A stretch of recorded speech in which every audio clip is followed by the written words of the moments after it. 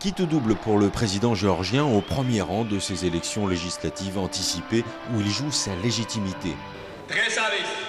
C'est aujourd'hui le jour de la vérité, le jour de la victoire de la Géorgie, l'unique chance d'unifier la Géorgie. Pour retrouver la confiance des Géorgiens, le héros de la Révolution des Roses veut effacer le souvenir des accusations de fraude électorale qui ont entaché sa réélection à la tête du pays.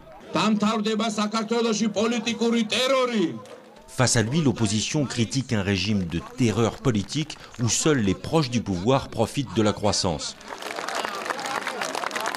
En 4 ans de réforme, Mikhail Saakashvili a transformé le pays, mais en même temps, il a perdu une partie de son électorat. Ils ont licencié tous les policiers.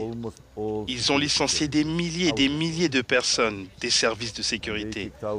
Ils ont aussi licencié toute une génération de fonctionnaires. Ils ont dit qu'ils nettoyaient le pays et ça a été très douloureux. Si les indicateurs économiques sont aujourd'hui positifs, la majorité des Géorgiens ne vit pas pour autant mieux. À la tête de l'opposition unie, Levan Gachichiladze sillonne les quartiers défavorisés pour rencontrer les électeurs déçus.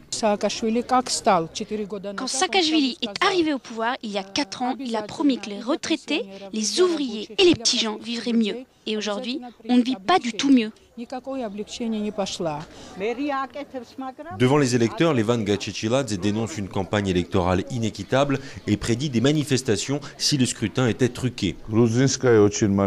La Géorgie est un petit pays. Si les élections sont truquées, tout le monde le saura. Tout le monde sait déjà que les dernières élections étaient truquées. Si ça se reproduit, les électeurs feront la révolution et nous serons là. Mikhail Saakashvili a entendu le message, il promet d'alléger le poids des réformes économiques et garantit des élections libres, transparentes et démocratiques.